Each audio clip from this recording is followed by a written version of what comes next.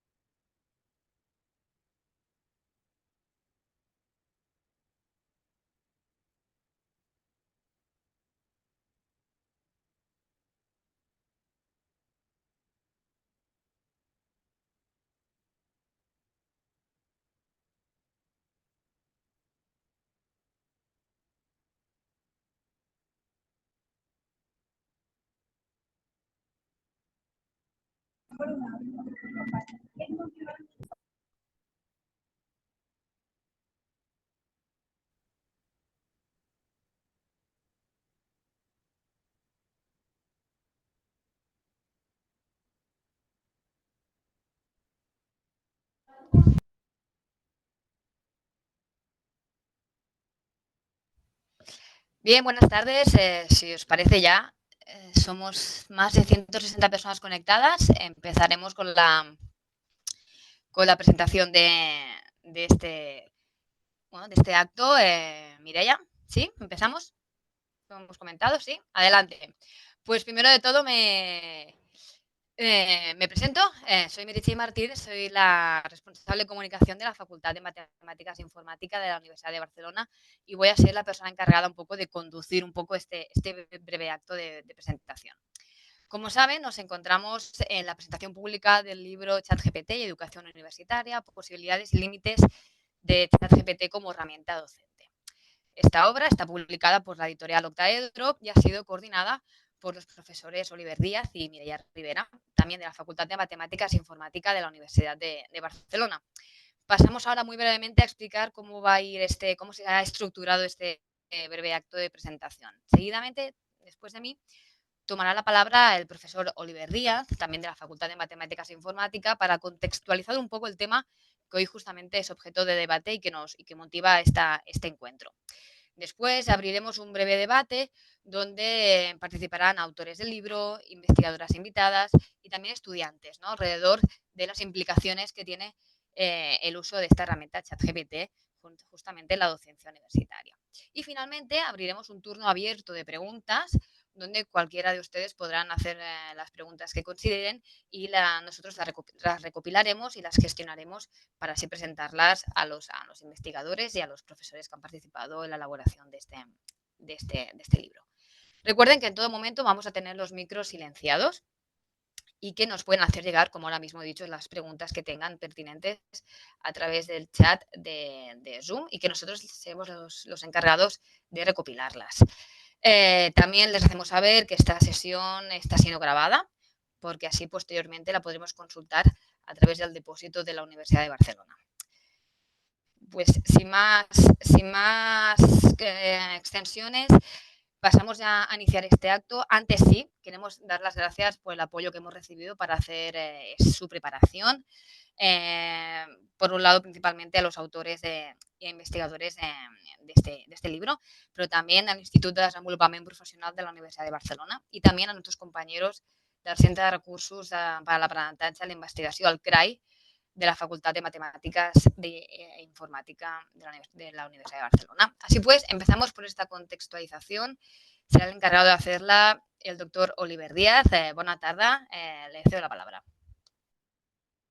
Muy bien, muchas gracias, Meritxell. Buenas tardes a todos y todas y gracias por estar aquí en este pequeño acto, esta pequeña contribución que hemos querido un poco de debatir, ¿no? Que el libro no solo se quede en unas páginas, sino también debatir, ¿no?, las posibilidades, las limitaciones con el resto de los actores implicados, ¿no?, como somos todos los que estamos aquí. Como ha dicho la Meritxell, en esta primera parte simplemente quería o queríamos un poco contextualizar el tema, ¿no? ¿Por qué nos encontramos aquí, ¿no?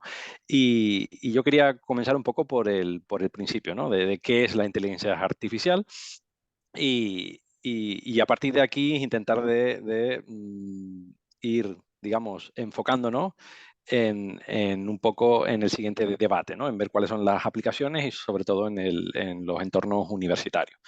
Bueno, pues la inteligencia artificial un poco, bueno, es una rama, podríamos decir, de la ingeniería informática, donde se pretende dar algunas características del ser humano, digamos, a las máquinas, ¿no? Y cuando hablamos de máquinas podemos pensar en robots, podemos pensar en códigos, ¿no? De ordenador que son los algoritmos, etcétera, etcétera, ¿no? ¿Y qué tipo digamos, digamos, qué tipo de cosas podría hacer las máquinas como el ser humano? Pues, por ejemplo, aprender, ¿no? Podría ser uno de los conceptos, ¿no? Y aquí sí que podríamos tener el debate enfocado en qué es el aprendizaje, qué es la inteligencia, etcétera, etcétera, pero no nos meteremos un poco en ese ámbito, ¿no? Básicamente, este concepto de inteligencia artificial es un concepto bastante antiguo, ya que se acuñó por primera vez hace más de 70 años, ¿vale? Y sin embargo no ha sido hasta los últimos 10, 15 años escasamente donde hemos visto que ha explotado todo su potencial, ¿no? Inicialmente, pues cuando se hablaba de inteligencia artificial, pues evidentemente teníamos máquinas, ordenadores más primitivos, ¿no? Donde tenían unas capacidades pues bastante limitadas, ¿no? Bueno, pues como muchas de las tecnologías que han existido durante la historia, pues hemos visto, por ejemplo, que hay pues grandes expectativas por parte de la sociedad que no han sido cumplidas por esa tecnología y entonces se caen en una especie de desilusión, ¿no? Por decirlo así. Y de hecho en estos 70 años podemos hablar de un par de ocasiones que podemos hablar de lo que es el invierno de la inteligencia artificial, ¿no? Momentos donde, digamos, las expectativas eran tales que no han sido satisfechas por la propia tecnología y entonces ha caído un poco en épocas pues, donde quizás no se le daba mayor importancia a esta tecnología, ¿no? Y por el motivo que sea, pues han vuelto a resurgir, ¿vale? Hasta llegar al día de hoy, ¿no? Inicialmente, pues muchas de las aplicaciones que se pensaba pues, con el uso de la inteligencia artificial, pues eran basados en temas de juegos, ¿no? Seguramente habréis oído el caso, ¿no? Del propio ajedrez, ¿no? Que fue una de las principales, digamos, hace ya pues en los años 90, por ahí, donde el primer ordenador, ¿no? De IBM pues ganó a Kasparov, ¿no? En la época que era un campeón mundial de ajedrez, ¿no? Y un poco a partir de ahí, pues, se han ido precediendo diversos programas, ordenadores que han ido jugando a diferentes juegos, ¿no? Porque siempre se consideraba que el juego, ¿no? El hecho de jugar, pues requiere razonamiento, requiere de estrategia y a lo mejor son características que se le da un poco a la inteligencia humana, ¿no? Y un poco los desarrolladores pues iban un poco por aquí. Bueno, en los últimos años, ¿no? O por qué ahora, en estos últimos 15 años, hemos oído hablar, o 10, 15 años, hemos oído hablar tanto de la inteligencia artificial. Básicamente porque estamos en una era ya, digamos, de digitalización, ya prácticamente la cantidad de datos que generamos digitales ha aumentado exponencialmente en los últimos años, con lo cual los propios programas de ordenador pues tienen más información, más datos que pueden utilizar para este proceso de aprendizaje, de entrenamiento, ¿no? Al final lo que necesitas un modelo son datos para aprender o para extraer, digamos, patrones estadísticos, etcétera, etcétera, y de tal manera que cuando aprenda estos patrones, cuando vea un caso nuevo que no haya visto antes, identificar si estos patrones existen para poder tomar una decisión, ¿no? Podemos hablar aquí de lo que es la inteligencia artificial general, que se habla, que es como una inteligencia artificial, una superinteligencia artificial que hace un poco de todo, ¿no? Que sería como el caso que vemos en la ciencia ficción, etcétera, etcétera, o lo que realmente vemos hoy en día, ¿no? Que son inteligencias artificiales estrechas o débiles, ¿no? Que serían centrados en una tarea en concreto, como puede ser jugar al ajedrez. si yo mi inteligencia artificial que juega al ajedrez, que sabe las normas del ajedrez y ha aprendido a jugar al ajedrez, la pongo a jugar a las damas, pues no sabrá correctamente cómo desarrollarse, ¿no? Como dentro de este juego. Por eso hablamos de inteligencias artificiales que son específicas de una tarea muy concreta, ¿no? Y este tipo de tarea puede variar enormemente. Y esto, pues, sería un poco el motivo por el cual nos encontramos, ¿no? Estos días, pues, pues con la inteligencia artificial por otros lados, ¿no? El hecho de tener muchísimos datos en formato digital disponibles y por otro lado también el abaratamiento, ¿no? Para almacenar todos estos datos y el hecho de que los ordenadores cada vez son más potentes, ¿no? Y eso pues permite hacer muchos cálculos en un menor tiempo posible, ¿no? Podríamos hablar también de la inteligencia artificial generativa, ¿no? Que es básicamente esta parte o estas, digamos, subcampo de la inteligencia artificial donde básicamente estamos generando información sintética. En estas tareas que dije antes en concreto, pues podríamos hablar de tareas muy típicas como puede ser la detección, la clasificación, o otras muchas, digamos, tareas. Sin embargo, en la inteligencia artificial generativa lo que hacemos es generamos pues, información nueva. Ya puede ser en formato de imagen o en formato de texto, como podría ser el caso del chat GPT, ¿no? Sí que es verdad que este tipo de tecnología es bastante disruptiva, ¿no? Como lo fue en su momento el Internet cuando apareció. Y esto pues sí que ha dado lugar a diversos problemas, debates sociales sobre sus usos, etcétera, etcétera, que es lo que debatiremos hoy aquí.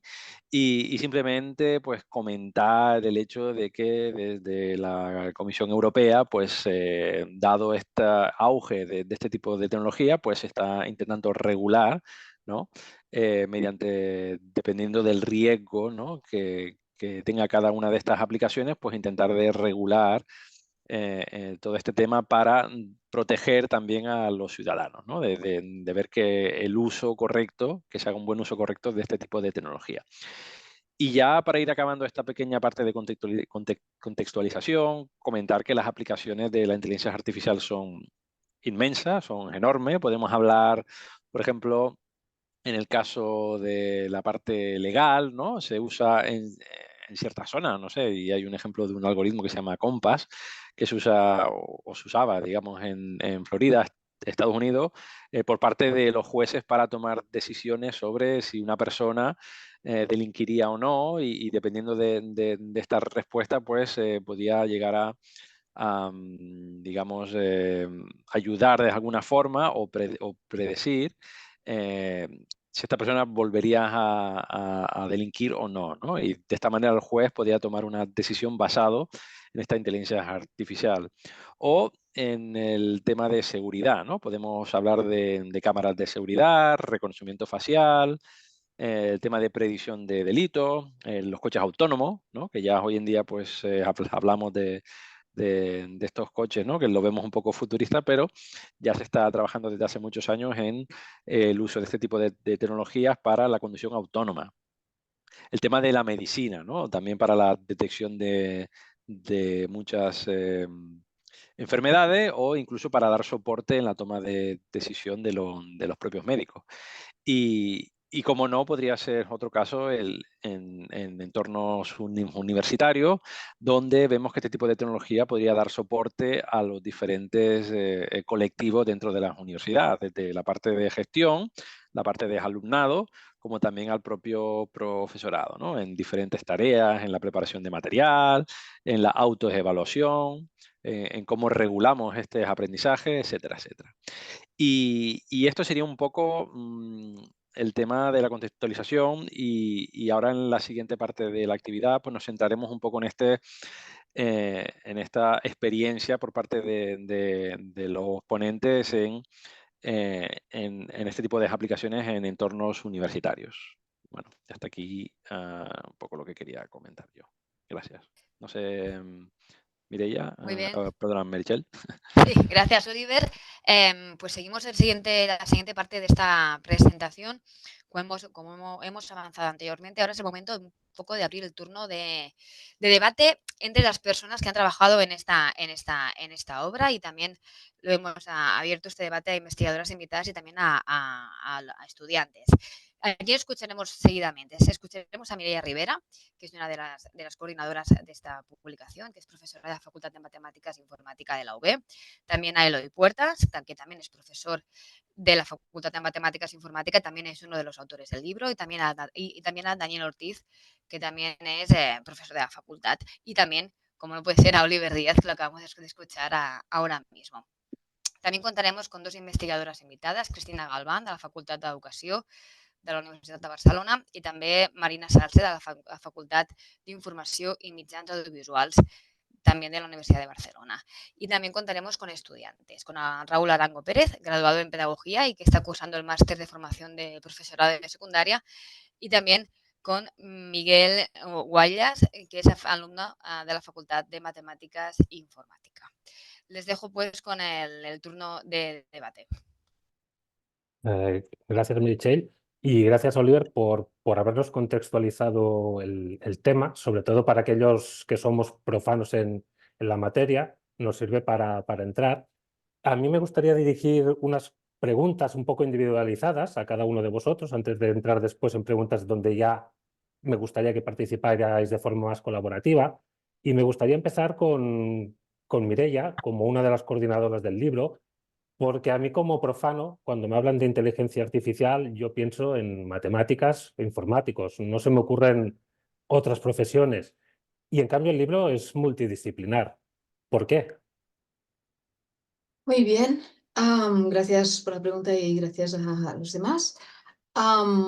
Bueno, yo creo que esta pregunta es muy interesante porque no solo el libro es interdisciplinar, sino que la inteligencia artificial es necesariamente interdisciplinar. Es decir, creo que todos y todas hemos de hacer un cambio importante en nuestra visión profesional y docente, que es que esto nos afecta a todos y hemos de tener en cuenta muchas visiones. Por ello, cuando concebimos esta obra y este debate, hemos querido incluir y sumar muchos puntos de vista, muchas preocupaciones y enriquecernos, porque creo que ni como técnicos lo sabemos todos, ni como docentes se controla todo, como educadores o pedagogos se controla todo, ni desde el punto de ética se conoce todo. Entonces creo que a partir de ahora y lo que nos viene adelante, hemos de acostumbrarnos a integrar, a sumar y a escuchar. Y eso no siempre es fácil porque cada disciplina habla su lenguaje, cada disciplina tiene sus costumbres y ese esfuerzo de congeniar las diferentes vistas es muy importante para mí y creo que es súper necesario ahora mismo. Así que gracias por la pregunta. Gracias, Mireia. De hecho, escuchar e integrar, ¿no? Una cosa que a veces en el entorno tan humano, a veces nos cuesta, ¿no? Llevarlo al punto de las máquinas. Sí que me gustaría dirigirme ahora hacia Eloy, porque todos escuchamos hablar de tecnologías, de herramientas, el ChatGPT, mil tipos. Sí, que si Google ahora también se lanza a la carrera, que si Meta de Facebook. A nivel de la educación universitaria, ¿qué tecnologías o herramientas destacarías tú como útiles, que puedan ser quizás más precisas? Hola Jordi, ¿qué tal? Bueno, ahora actualmente creo que esto se está generando mientras hablamos, ¿no? O sea, yo no sé ahora mismo cuáles, porque se están generando en estos momentos, ¿no? Lo que sí que es verdad es que, como decía Oliver, la AI generativa está encontrando muchísimos usos, y nosotros como docentes pues ya podemos empezar a usar día a día todas estas herramientas de generación de texto como ChatGPT. ¿Dónde lo podríamos usar? Pues en generar preguntas y respuestas, por ejemplo. Si miráis los últimos campus virtuales, empezaréis a ver que ya empiezan a haber asistentes y cosas parecidas en el Moodle, bueno, tenéis bastantes opciones ya de asistentes de inteligencia artificial. Ahora mismo lo que están haciendo es utilizar las herramientas que ya existen, que son estas grandes que ya conocéis: ChatGPT para imágenes, para texto. Para imágenes tenéis Midjourney o Stable Diffusion. Ahora también empiezan a hacer creación de vídeos. No sé si habéis oído hablar también de Sora. Por lo tanto, todo lo que vamos a ir viendo es que estas herramientas que existen se van a ir integrando en nuestros campus virtuales o plataformas de e-learning. Pero básicamente por detrás están usando estas, ¿no? Por ejemplo, hemos probado con BookLab la generación de preguntas y respuestas para hacer cuestionarios. Y bueno, yo creo que está usando ChatGPT. Por lo tanto, actualmente podríais utilizar estas herramientas e irlas incorporando en vuestro día a día. Y la personalización de estas herramientas yo creo que es lo que hace interesante y propio para cada uno. Está claro que aquí de un tiempo habrá empresas que irán especializándose y habrán nuevos ganadores en estas tecnologías, ¿no? Pero por ahora está todo muy, muy abierto. No sabría decirte quién va a ganar. Gracias, Eduardo. Y esto, yo entiendo que al final el ChatGPT no es como ese, ¿no? Ese método, ¿no? Lo definís como transformer, ¿no? Y entiendo que al final van a aparecer muchos transformers, pero al final lo suyo es centrarnos en el día a día, en el hoy. Y me gustaría volver un poco a Mireia como docente. Tú como docente de la asignatura de algorítmica, ¿cómo utilizas la inteligencia artificial dentro de lo que vendría a ser el campo docente? Bien, creo que todos los docentes nos hemos asustado un poquito, incluso los técnicos, con estas tecnologías, porque de repente algorítmica es una asignatura de primer semestre, primer curso de ingeniería informática, donde les enseñamos a los alumnos a programar en Python y después a cómo construir un algoritmo. Y yo lo que primero hice es ir a ChatGPT y ponerle los problemas que yo ponía en clase. Y me los hizo mejor que mis alumnos, mejor explicados y más bien realizados. Entonces dije, Dios mío, ¿qué vamos a hacer ahora? Y creo que todas hemos pasado un poquito por este miedo escénico, ¿no? Entonces, bueno, lo primero creo es que tenemos que asumir que nuestras alumnas y alumnos son más rápidos que los docentes, son más jóvenes, están más abiertos a incorporar nuevas herramientas y por ello pues tiene mucha más flexibilidad. Y lo que no se puede pretender es esconder la cabeza bajo la arena y decir, yo no conozco esto, yo no sé nada y aquí no ha pasado nada. Por tanto, lo que yo hice primero, el primer día de clase, es decir, mira, hay esta herramienta y esta herramienta os resolverá todos los problemas que yo os ponga y os los resolverá mejor que vosotros mismos. Ahora bien, la asignatura no se trata de resolver, se trata de aprender por qué, de aprender los mecanismos, etc. Y entonces lo que hicimos junto con Daniel Ortiz, con quien compartimos la asignatura, es incorporar como un plugin en la herramienta que usamos para programar y ese plugin estaba muy bien porque les hacía un poco de ayuda, pero no les resolvía del todo. Y entonces nosotros dijimos, mira, si queréis, podéis usarlo y podéis usarlo para todo, pero nosotros en clase os promovemos esto, ¿vale? Y en el examen, evidentemente, no podréis usarlo. Eso sí, en primero se decidió como facultad que no se permitiría en la evaluación. Pero durante las clases esa ayuda pues les permitía, cuando hacían un fallo, que les dijera dónde está, localizar el fallo, les ayudara un poquito. Y bueno, no hay una receta maravillosa, pero creo que la honestidad y fijarnos en qué hacen ellos. Quiero decir, yo he pasado la fase de aprender de mis profesores para aprender de mis alumnas y alumnos. Y nada más. Gracias, Mireia. En la línea esta que decimos de aprender, yo entiendo que al final lo que son los chatbots, y me dirijo ahora a Daniel, ¿hasta qué punto pueden personalizarse? ¿Y qué se necesita para poder customizar lo que es una herramienta como un un chatbot de inteligencia artificial generativa? Sí, hola, buenas tardes a todos. Gracias por la pregunta. Bueno, yo creo que la personalización ya está siendo y va a ser una parte importantísima del trabajo con este tipo de modelos. Entonces, bueno, de hecho, hay una cosa que me resulta interesante, que es que en múltiples entrevistas que he escuchado últimamente a personalidades del mundo de la tecnología, o sea, se me ocurre, por ejemplo, ahora mismo Bill Gates o Tim Berners-Lee, que es básicamente el inventor de HTML y de Internet tal como lo conocemos hoy en día.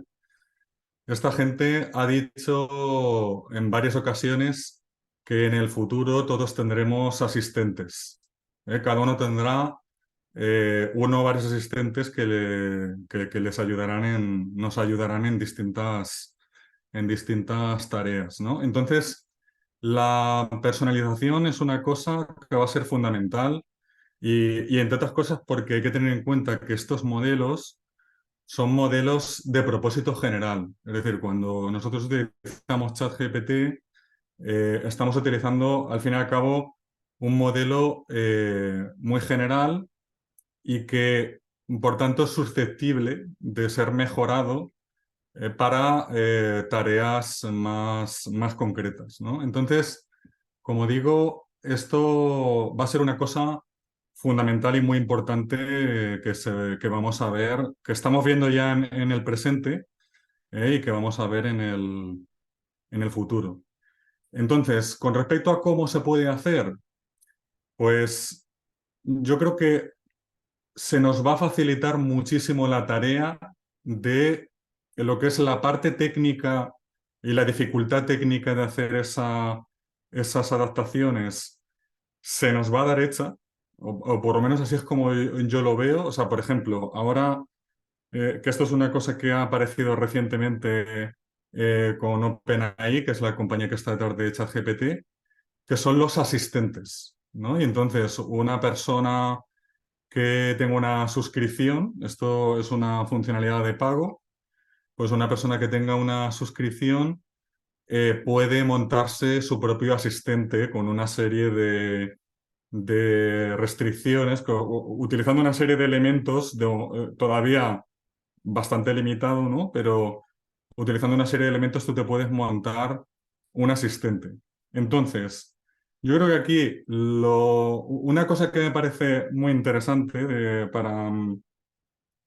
para considerar, y es que podemos pensar que para adaptar ChatGPT u otra inteligencia artificial como asistente para algo que nosotros queramos hacer, una preocupación es que tal vez necesitaríamos un conocimiento técnico, ¿no? que nos permita hacer esa adaptación, pero yo creo que el problema no va a ir por ahí. Yo creo que el problema o lo que vamos a necesitar para llevar a cabo esa adaptación van a ser los datos. Y eso va a ser lo interesante. Es decir, que si yo quiero, voy a poner un ejemplo, si yo quiero hacerme un chatbot de mi asignatura, por ejemplo, de algorítmica, y yo quiero que ese chatbot oriente a los alumnos sobre la organización de la asignatura, dónde pueden encontrar el material, los criterios de evaluación, etcétera. Si yo quiero hacer eso, tendré que alimentar al modelo con los datos de la asignatura, ¿vale? Entonces yo creo que la adaptación, repito, para resumir, la adaptación va a ser una cosa fundamental y en lugar de conocimientos técnicos para hacerla, yo creo que lo principal que vamos a necesitar va a ser los datos con los que alimentar el modelo y esa adaptación. Muchas gracias, Daniel. La verdad que con el poco tiempo que llevamos, yo tengo la sensación de vivir entre Matrix y Terminator, por cómo se está hablando. Y todos sabemos cómo acaba Terminator. Terminator acaba mal. Yo no quisiera ser tan catastrofista, pero sí que me dirijo, por ejemplo, a Oliver.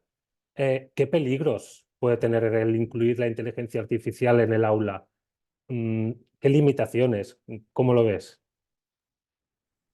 Bueno, el peligro yo creo que no deja de ser otro peligro como cualquier otra tecnología, no sé, y por ponerte un ejemplo, puedo hablar de la realidad virtual, ¿no? El hecho de incluir gafas de realidad virtual, pues a lo mejor ese tipo de tecnología pues ya podría sustituir al profesor y tú en un mundo virtual con avatares y tal, pues podrías también ser una forma de aprendizaje paralelo o complementario a lo que ya tenemos, ¿no? La inteligencia artificial y vaya donde vaya, siempre lo repito, no es más que una herramienta, ¿no? Que está a disposición de las personas para utilizarla, ¿no? Evidentemente, después aquí podemos hablar del buen uso o el mal uso de esa tecnología.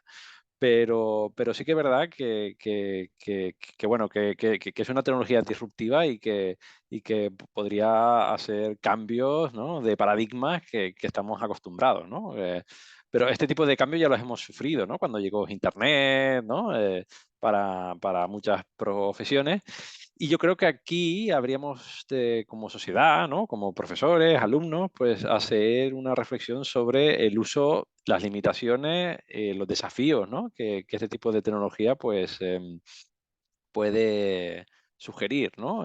Si nos formamos y de alguna forma somos conscientes de que la información que nos suelta el ChatGPT, por decir algo, es imagen generada, es, digamos, fake, ¿no? Lo que llamamos de que es imagen sintética o no es imagen texto sintético, pues habría que ver si realmente hasta qué punto nos creemos eso o no, ¿no? Evidentemente es una herramienta que nos puede ayudar en diversos ámbitos, como para el tema de darnos nuevas ideas, creatividad, pero siempre teniendo en cuenta cuáles son las limitaciones y hasta cierto punto pues deberíamos incluso verificar la información que nos provee este tipo de herramientas en el aula, ¿no? Y yo creo que con formación, ¿no? Como nos hemos formado para el buen uso de Internet, ¿no? ¿Qué debemos hacer, qué no debemos hacer en Internet? Creo que ya con los años hemos aprendido y con un poquito de regulación, ¿no? El problema que tiene la regulación es que siempre llega tarde, ¿no? Siempre está la tecnología innovadora primero y van saliendo los problemas que después se van regulando a posteriori, ¿no? Pero esta regulación tarda tanto que da lugar a nuevos desafíos y nuevos problemas de la propia tecnología. Pero yo creo que llegaremos allí, ¿no? Llegará un momento que ya el ChatGPT y este tipo pues no será un debate, ¿no? Ya nadie quizás, o en menor medida se habla de Internet, ¿no? Como la tecnología disruptiva, pero ahora estamos hablando de este tipo de inteligencias artificiales generativas que en su momento se normalizarán, ¿no? De aquí a unos años se normalizará, quizás igual que la realidad virtual. Y entonces tendríamos que adaptarnos, ¿no? O cómo podemos utilizar esta tecnología para aumentar esta experiencia, ¿no? De aprendizaje con los propios alumnos. Gracias, Oliver. Antes Mireia comentaba, ¿no? que la inteligencia artificial va más allá de matemáticos e informáticos, ¿no? Hasta ahora hemos dado voz a esta parte, ¿no? de disciplina, de conocimiento, de ciencia, pero me gustaría, por ejemplo, ahora trasladarme hacia Marina. En la Facultad de Información y Mitjans Audiovisuals tengo entendido que había realizado algún proyecto estratégico de inteligencia artificial en el centro. ¿Nos puedes comentar, nada, brevemente en qué consiste, qué peligros, qué beneficios, cómo ha ido? Bueno, estamos en ello. El proyecto incluye los años 2023 a 2025 y está dirigido por uno de los autores que aparece en el libro, que es Carlos López Osa, que desafortunadamente hoy no ha podido estar aquí. Y bueno, en el caso de la facultad, ¿qué es lo que nos pasó? O sea, nosotros somos Facultad de Información y Comunicación Audiovisual. Y allí sí que ChatGPT tiene mucho que decir y muchos peligros que empezábamos a detectar.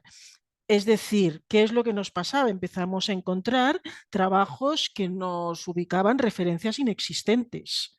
Gente que hacía guiones donde su mente no aparecía, pero digamos el lenguaje o el modelo de lenguaje de ChatGPT sí que aparecía. Por lo tanto, empezamos a detectar un problema que era un poco el mal uso de ChatGPT, la desinformación provocada por un sistema que acababa de aparecer y por un uso poco crítico de los alumnos. Entonces, el planteamiento fue decir, bueno, pues ya que somos una facultad que tenemos que trabajar sobre estos temas para la que representa pues como una especie de amenaza a la vez que una oportunidad, vamos a hacer un proyecto de centro, estratégico de centro. Lo impulsamos entre 3 profesores, Carlos López Osa, que ya he comentado, Jorge Franganillo, y luego yo un poquito soy quizá la menos experta, pero me tocaba, me tocaba seguir ahí por cargo y por todas estas cosas. Entonces, ¿en qué consiste? ¿Vale? Básicamente de entrada es un proyecto formativo. Es un proyecto formativo en 2 sentidos. Se busca dar una formación al profesorado. De hecho, ya lo hemos hecho una primera tanda de formación al profesorado que queremos que sea periódica para ir recogiendo cómo va cambiando ChatGPT, y hemos hecho pues una tanda de formación para nuestro profesorado y luego queremos hacer también una tanda de formación para los alumnos, pero en 2 sentidos. Por un lado, el alumno que acaba de llegar, que se integra a la universidad, que igual viene de bachillerato utilizando ChatGPT a destajo y que aquí tiene que aprender a utilizarlo de una manera que le beneficie, pero que no le perjudique. Y luego al alumno de los cursos superiores que necesita un poco recolocarse para que no cometa los errores que ya hemos ido detectando.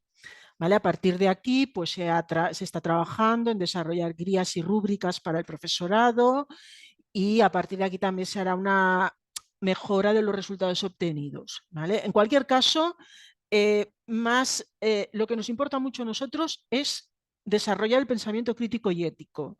Es decir, tenemos que utilizar ChatGPT si vale, pero lo tenemos que utilizar desde una perspectiva crítica.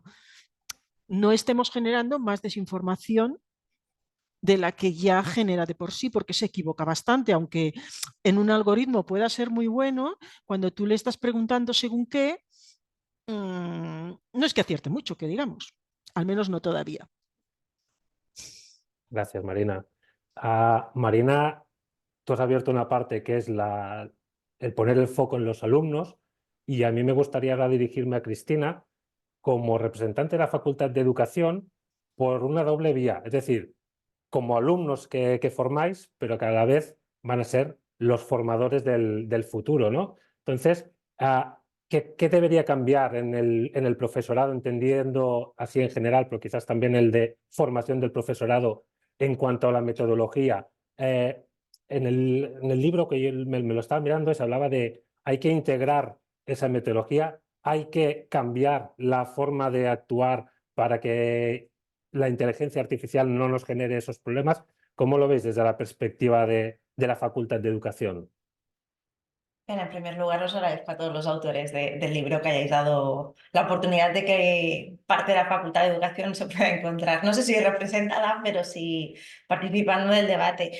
De hecho, muchos de vos, bueno, en todas las intervenciones, habéis ido comentando aspectos propios de educación, con lo cual este cambio de metodología no sería tanto un cambio, sino más bien que podemos ir integrando desde las diferentes disciplinas, ya sea bien de las matemáticas, la informática ¿no? o documentación, ya se va introduciendo en lo que serían las competencias. Entonces hay que ir introduciendo actividades, estrategias para este desarrollo de competencias que algunos ya habéis nombrado, cómo podemos dirigirnos hacia el tema ético, el tema de la creatividad, que son aspectos muy importantes. Metodología puede ser cualquiera que el docente se siente cómodo, precisamente porque cualquier innovación o cualquier elemento nuevo requiere de su tiempo, de su práctica, de su reflexión, de su ir aprendiendo de los demás. Por tanto, un cambio, no sé si metodológico, pero sí de estrategia docente sería, como habéis dicho, pues vamos a aprender de nuestros estudiantes, que son más ágiles, que tienen más flexibilidad, que están probando estas herramientas y aprender con ellos. Igual que para cualquier innovación tenemos que aprender de los que lo están usando y les está funcionando. Vamos a ver, vamos a escuchar y vamos a ver para qué nos puede servir a nosotros. A partir de aquí, y repito, sirve tanto para innovar con los estudiantes, para innovar con la práctica docente, a partir de aquí como también nosotros aprendemos, sobre todo pensando en educación, hacia la innovación social y abierta. Que esto podría ser otro aspecto metodológico. Como cualquier actividad que proponemos con el uso o para aprender de la inteligencia artificial, puede ir enfocada a esta innovación, o debería ir enfocada hacia esta innovación social y abierta. Como decía, acabo de decir ahora, aprender con la IA o aprender de la IA, que es algo que en tecnología educativa siempre se ha mencionado a Salomón, que ya hacía esta distinción de cómo nos servimos. A la par, en esta inteligencia, o con el uso de esta inteligencia artificial, ya de antes de la explosión de ChatGPT, ya se estaban estableciendo marcos de competencias, sabiendo que no queríamos derivar a este peligro que nos pueden llevar, por ejemplo, los chatbots que ya te dan la respuesta, ¿no?, del plan docente, algo tan sencillo que están en una URL, que en el campus virtual solo tienes que hacer un clic en la Universidad de Barcelona y tienes toda la información. Esto debería ser más rápido que ir a preguntar al chatbot, ¿verdad? Pero no tienen esta práctica. Nosotros los docentes no les hemos enseñado o no estamos fortaleciendo esta práctica de ir a buscar un plan docente y ver qué me interesa a mí del plan docente para esta asignatura que vas a cursar. ¿Por qué te has matriculado? ¿Qué es en lo que más te vas a fijar? Estas preguntas que quizás podría dirigir el chatbot son preguntas que nosotros tenemos que ayudar. Hay muchas. Son preguntas que nosotros podemos ayudar a contribuir a estos estudiantes.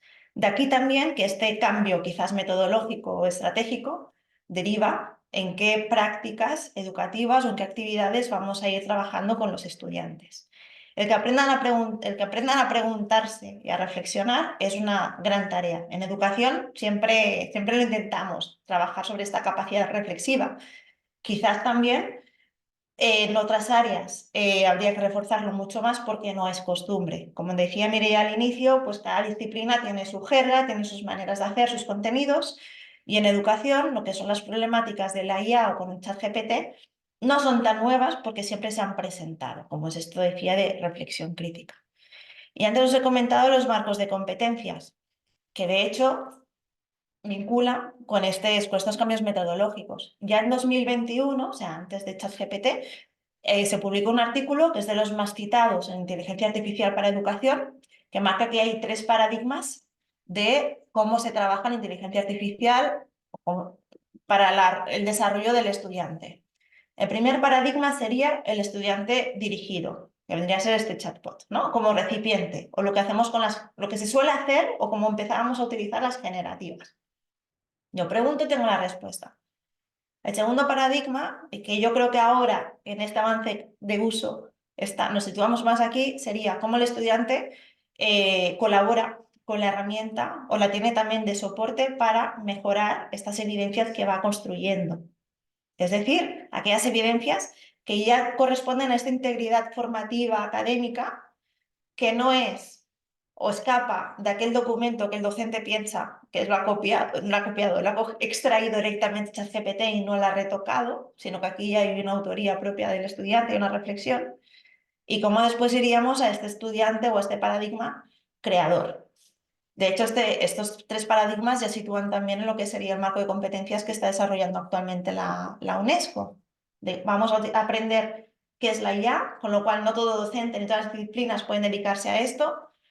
Luego ya vamos a practicarlo, vamos a utilizarlo y después ya vamos a crearlo. Y como esto va creando también o deberíamos ir creando en paralelo, repito, este desarrollo ético de conocer qué datos con qué datos alimento yo estas plataformas, qué derecho tengo yo de decir estos datos que quizás no son míos los voy a introducir a una plataforma nueva, porque no sé y debería saberlo qué va a ocurrir después, y cómo desarrollamos esta creatividad con las herramientas y, de nuevo, para esta innovación social, que no sea solamente el copiar-pegar, que quizás es el mayor miedo que hay actualmente desde educación para quienes no están ejercitando con esta inteligencia artificial.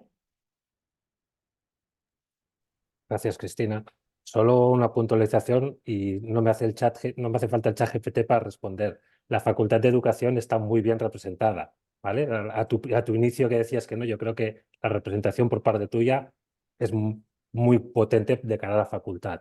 Yo creo que aquí por alusiones todos os habéis centrado en alguien que son los alumnos, ¿no? De alguna manera, yo creo que una actividad de estas no tiene sentido si no incorporamos su voz. Y con algunos de vosotros a veces incluso había dicho, ostras, estaría guay llevar un estudiante de primaria y uno de secundaria y la de cosas que nos saldrían y aprenderíamos.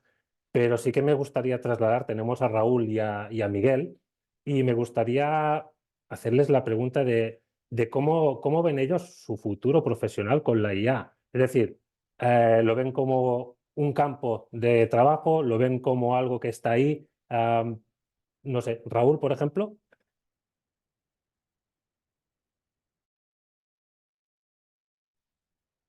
Hola, Jordi.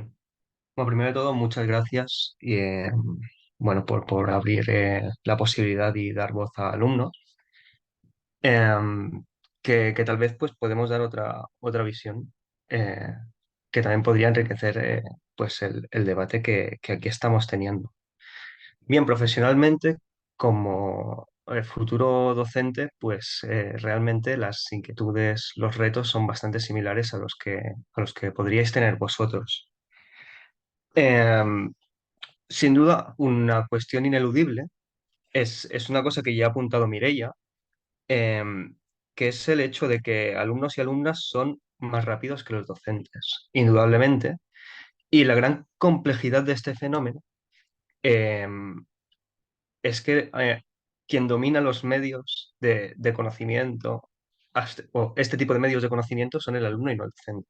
Entonces, ese tipo de conductas tan comunes que tienen reticencias hacia conocer la inteligencia artificial y tratarlo como un artilugio satanizado, a menudo bueno, no son provechosas con el cometido que suelen tener. Con esto me vengo a referir, la mayor forma de contrarrestar las amenazas detectadas de inteligencia artificial por parte de un docente pasa por dominarlas. Si bien es cierto que ya son muchas las exigencias que se les hace a los docentes, lo cierto es que es una realidad educativa de la que no se puede escapar y que realmente se necesita tener ese conocimiento. Hay grandes diferencias entre disciplinas, como pasaba entre comunicación y matemáticas, pues también pasa en el campo de la pedagogía. No se puede tratar desde una respuesta unitaria. Y quería también señalar otra cuestión, sobre todo en el ámbito de enseñanza universitaria, que es en el que más me encuentro, que es el tema del uso crítico, que ya ha tratado Marina.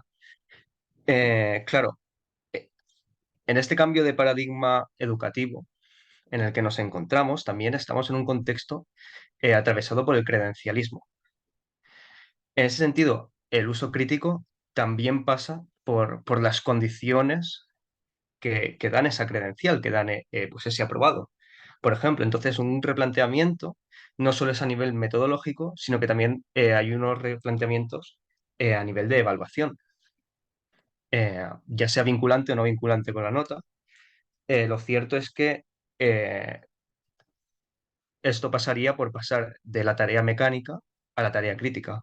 Y si bien se quiere utilizar la tarea mecánica, pues se podría hacer pues en algún tipo de metodología que efectivamente pues sí, no permitiera el uso del ChatGPT como podría ser los exámenes a mano.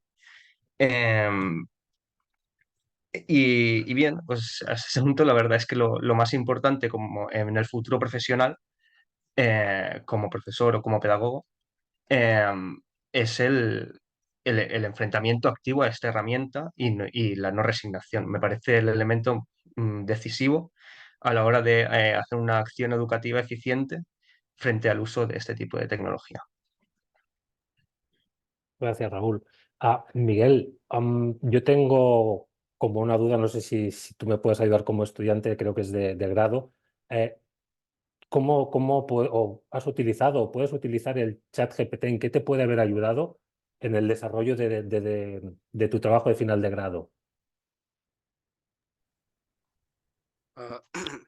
Ah, Primero que nada, buenas tardes, Jordi, a todos. Ah, Desde mi experiencia personal he podido utilizar ChatGPT tanto para hacer la redacción de toda la memoria, además de usarlo como fuente de investigación. Si bien considero que no lo he usado del todo bien, porque, al menos en mi experiencia, me confié mucho al principio de no usarla. Si bien me daba toda la información que requería, me di cuenta que no era realmente todo lo que debería haber utilizado. En ahí es donde entra lo que todos están mencionando, que es el pensamiento crítico. Me di cuenta a mitad del TFG más o menos que lo que estaba realizando hasta ese punto era algo que se notaba claramente que no estaba hecho por una persona. En ese punto entonces decidí aprovecharme del ChatGPT y meter mis ideas, utilizar las ideas del ChatGPT, juntarlo todo. Y fue así como entonces pude terminar ya mi tesis. Considero que no deberíamos confiarnos en el uso de que el ChatGPT puede realizar todo lo posible, eh, y con que podamos utilizarlo de manera más provechosa, como si fuese una herramienta y no como si fuese la respuesta a todo, será suficiente para todos. Gracias, Miguel. De verdad que creo que, sin desmerecer a la parte técnica, creo que la aportación que hace Miguel da buena idea un poco de aquello que no sabemos, ¿no? De cómo actúan los alumnos, de hasta qué punto, ¿no? Lo que se ha venido hablando del ser crítico, y creo que es muy importante lo que nos ha comentado Miguel. A mí sí que ahora me gustaría empezar a lanzar algunas preguntas, y aunque las lanzaré a uno de vosotros en concreto, sí que me gustaría que todos pudierais, o como veáis, ¿no? de participar. Me gustaría dirigir una hacia Eloy, y es sobre, hay un momento en que se habla, ¿no? Que hay muchos tipos de inteligencias artificiales generativas. Por ejemplo, se habla, creo, del códex, ¿no? Como una herramienta que permite generar código. Y un día, hablando con un amigo informático, me dice: ostras, es que este tipo de herramientas se van a cargar a todo lo que hoy conocemos como los informáticos juniors, ¿no? Porque la máquina, pum, pum, pum, te va a hacer, y después va a venir el senior y lo va a resolver. Y aquí lo lanzo en el campo de Eloy, pero también me gusta hablarlo en el de profesor, en el de hay un médico en la sala. Me gustaría que todos un poco dijerais brevemente vuestra opinión. Gracias, Eloy. Gracias, Jordi. No, hombre, realmente es como todo. O sea, para empezar a usar una herramienta como esta, es una herramienta compleja, potente, ¿no? Como ahora decía Miguel.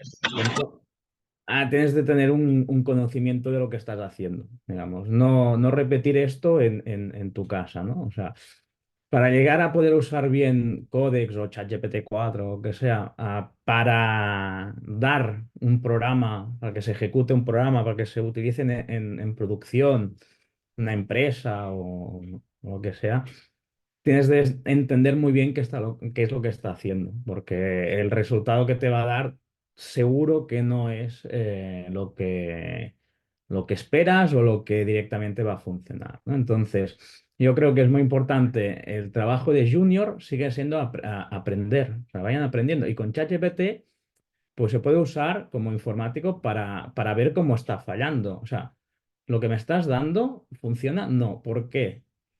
¿No? Entonces, creo que más que como una cosa que pueda sustituir, es precisamente como un sparring, como una especie de codificador malo, y que tú le puedes ir preguntando cosas, ¿no? Y entonces, para muchas cosas te va a ir bien si tú ya tienes la base, el fundamento, ¿no? Yo, por ejemplo, lo utilizo a diario para generar código, pero el código que genera no es correcto. Pero sí que es verdad que muchas veces una cosa que tardaría más rato en pensar, eso me da mucha más producción, porque ya muchas de las cosas repetitivas o que no me acuerdo, que tendría que buscarlas por internet, que tendría que ir a la documentación, saber si esto es A o es B, ella sale, ¿no?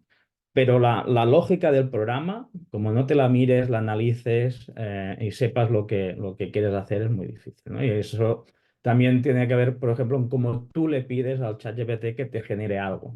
Normalmente nunca es a la primera. ¿De acuerdo? O sea, tienes que ir interactuando, tienes que ir diciendo: me has dicho esto, pero esto no es lo que yo quería. Hasta aquí está bien, pero aquí creo que esto ya no está bien, porque no me da el resultado que yo quiero. Entonces, le puedes sacar mucho jugo, pero es interactivo y es tiempo. Es un poco lo que Miguel decía, que no te va a sacar la solución que tú esperas, pero sí que puede ser un compañero, un copiloto, un asistente, un amigo, ¿por qué no? Gracias, Eloy. Cristina y Marina, como posiciones o disciplinas diferentes, no sé, Marina, tú misma cómo compartes la visión de Eloy, algo que añadir, algo que rebatir. A ver, no, es que él está un poco en el mismo, en el mismo camino que nosotros, es decir, hemos de utilizar las cosas desde un punto de vista crítico. ¿Hasta qué punto vamos nosotros a sufrir como profesionales? Pues oye, a ver, los de información, pues igual no demasiado, porque a ChatGPT hay que alimentarlo y hay que tratar los datos. Igual si nos especializamos en eso, pues hasta tenemos un futuro y todo, ¿no? Pero bueno, de todas maneras, sí que es verdad que es realmente preocupante lo del pensamiento crítico. A nosotros es que nos preocupa especialmente. Cristina. Sí, Eloy ha dicho algo muy importante. Yo lo utilizo para hacer código, pero sé que no es correcto. Es decir, yo puedo analizar, puedo identificar qué es lo que me funciona y en qué me sirve para agilizar mi trabajo, pero sé discernir esta corrección. Y es este discernir o este saber donde quizás el profesorado podemos acompañar a los estudiantes que utilizan estas herramientas. Si nos centramos solamente con la entrega del documento, nos quedaremos con esta sospecha, ¿no? Este sentimiento de policía que hace tiempo que no queríamos tener. Pero si hacemos una presentación oral, acompañamos grupos de discusión, etcétera, con lo que es el trabajo de clase, ¿no? Ya sea la clase magistral, ya sea los debates, etcétera, ayudaremos a comprender qué es y cómo están funcionando estas herramientas generativas, cómo las puedo utilizar y cómo yo, como estudiante y también como docente, las tengo que trabajar, las tengo que manipular todavía. Es algo muy, muy plástico, podríamos decir, que no significa verídico. Entonces, en este día a día, en este acompañamiento, es cuando nosotros vamos reenfocando qué se alimenta, qué vamos aceptando y cómo nos vamos construyendo, porque en definitiva todo lo que se va argumentando y construyendo con estos prompts, etcétera, podría llegar a ser ese argumento, esa narrativa social del futuro, ¿no? Entonces ahí tenemos nuestra responsabilidad, con qué alimentamos, cómo lo vamos trabajando y qué estrategias, de nuevo, vamos incorporando para este desarrollo crítico. Gracias, Cristina. Siguiendo un poco con esta fijación de suplantar y eliminar a gente, una pregunta para Mireia un poco.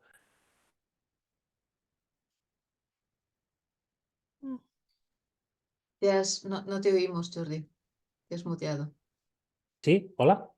Sí, de una tecnología que aprende y que está en constante evolución, ¿puede llegar a generar ese escenario en el que el profesor físico, tal y como lo conocemos, ese profesional o ese investigador, acabe desapareciendo y nos llevamos al paradigma del avatar, por decirlo de alguna manera?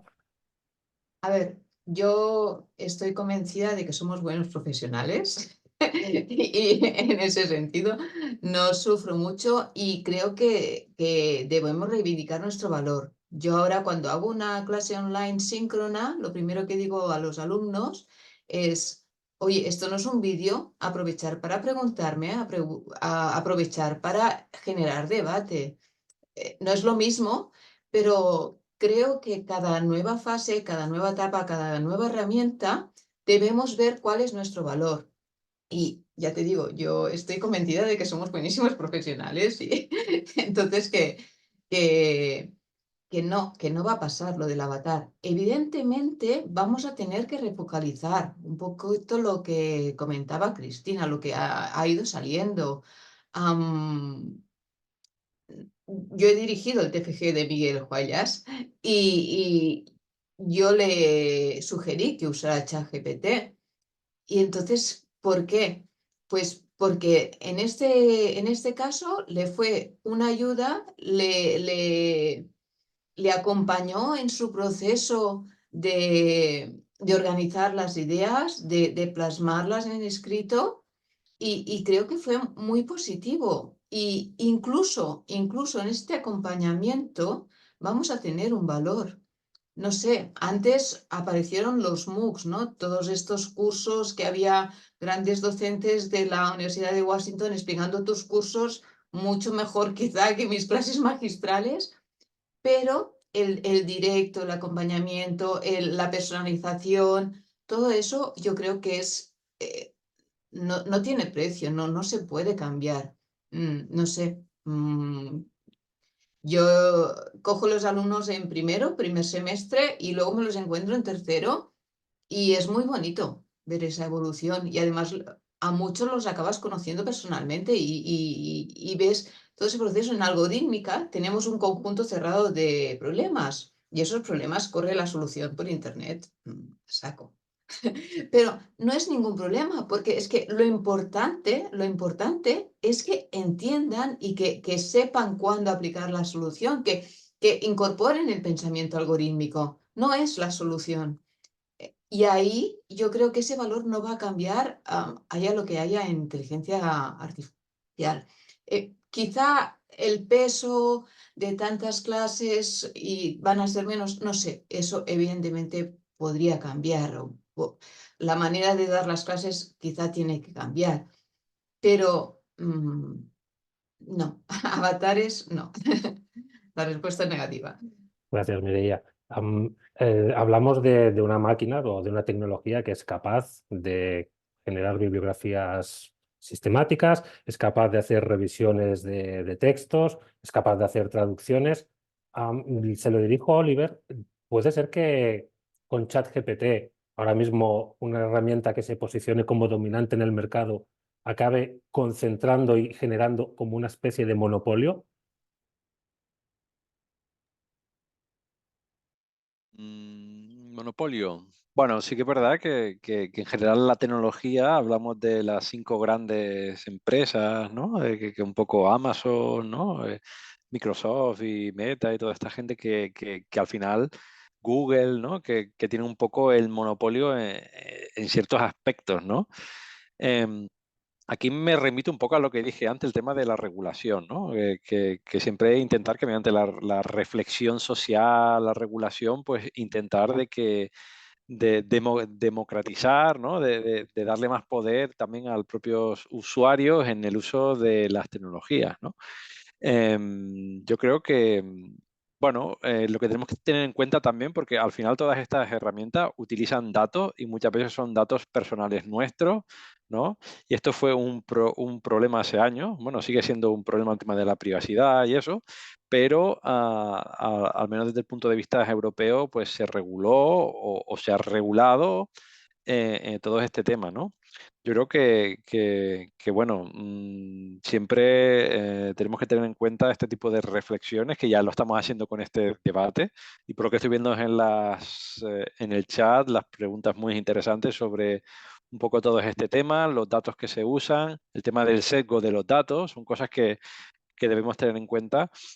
Y como ya se ha mencionado varias veces, pues todos los actores involucrados en el proceso, no solo la parte técnica, sino también usuarios finales, que estar involucrados en el desarrollo tecnológico, ¿no? Porque al final, si yo desarrollo una tecnología, pero el usuario final, cuando le llega, no es realmente lo que necesita, ni lo que quiere, ni es como quiere, pues tampoco me sirve de mucho, ¿no? Y yo creo que entre todos podemos ir desarrollando pues todas las herramientas de forma colaborativa e intentando pues que no existan estos grandes monopolios tecnológicos, ¿no? Aunque a veces sí que es verdad que en grandes casos como el ChatGPT, uno de los, digamos, de los secretos aquí fue que, bueno, Microsoft inyectó una gran cantidad de dinero, puso a disposición una gran cantidad de maquinaria para entrenar y para llegar a un nivel, digamos, tecnológico bastante grande, que de otra manera no hubiera sido posible, ¿no? Gracias, Oliver. Una pregunta dirigida hacia Cristina, y creo que todos en algún momento habéis hablado del tema de la creatividad. ChatGPT parece que puede contribuir, ¿no? a estimular, a potenciar esa creatividad, pero ¿hasta qué punto puede ayudar a matar o hacer que el alumno cada vez se centre menos en ser creativo, porque al final, dándole ciertos parámetros a una herramienta, la herramienta le está dando lo que él espera. Yo creo que hay que diferenciar también, y la mayoría de artículos de investigaciones van en este sentido, en lo que sería podríamos decir, espabilamiento del estudiante, ¿no? Esta competencia más de autonomía, con lo que es la creatividad artística, digital, que a mí este tema se me escapa y otros expertos, pero cuando estamos utilizando herramientas generativas, tipo Sora, por ejemplo, para creación de vídeo o de imagen, deberían ser para dar este apoyo, este soporte, ¿no? Como decía antes con el paradigma, vamos a ser colaboradores con la herramienta, más allá de que después nosotros tenemos que darle nuestro valor añadido, también como estudiantes o como usuarios. ¿Cómo vamos a facilitar nuestro trabajo, pero sirviéndonos de esta herramienta, como si fuera el lápiz o la paleta de colores, ¿verdad? Yo creo que el trabajo principal o el reto educativo es cómo enseñamos a los estudiantes lo que es la creatividad, lo que es la autonomía y el cómo podemos utilizar estas herramientas para ayudarnos a mejorar o a hacer mejores productos. Si nosotros nos preocupamos de enseñar esto, quizás podemos desarrollar la creatividad. Pero si lo dejamos a la libertad de la persona de utilizar la herramienta sin ser capaz de diferenciar por qué la estoy utilizando o para qué me está sirviendo a mí, en este proceso es cuando quizás nos está activando el qué valor añadido me está dando, y por tanto aquí la creatividad queda al servicio, ¿no? O sea, no es creatividad, sino dame el producto que yo lo tengo que entregar. Por tanto, aquí no hay este proceso creativo. Gracias, Cristina. Para ir acabando, un par de preguntas antes de entrar en el turno de debate. Una me gustaría dirigirla a Daniel y la otra me gustaría hacer una reflexión así para todos. A Daniel, yo en algún momento he leído que se habla de la ingeniería del prompt o de cómo hay que construir la sintaxis o cómo hay que hablarle a ChatGPT y a todos este tipo de herramientas. ¿Crees que realmente se hace necesario, no sé si el nacimiento de una nueva disciplina o guías claras y concretas que al final hagan este papel de intermediación para la gente que empezamos a transitar por este camino? Sí, yo creo que esto tiene mucha importancia y está reconocida ya esa importancia si eres un usuario de ChatGPT. Ya hay incluso unas pequeñas guías que OpenAI te proporciona, que es simplemente la motivación que tienen estas guías es ser capaz de sacar el máximo beneficio a la herramienta. Hay un ejemplo que a mí me parece muy interesante, que es, esto es un tema de, yo creo que el tema tiene tanta relevancia que no solo puede ser una ocupación en el futuro, tal vez lo sea ya, sino que además es un problema de investigación. Y entonces, por ejemplo, este ejemplo de la relevancia que puede tener el prompt se basa en hacerle una misma pregunta a ChatGPT de dos maneras distintas. Una, pidiéndole que simplemente te dé una respuesta a esa pregunta, y otra, pidiéndole que te cuente, por simplificar, que te cuente el razonamiento que ha hecho para responder a la pregunta y que al final la responda, ¿no? Y entonces, este es un ejemplo de técnica de prompt que recibe el nombre de cadena de pensamiento.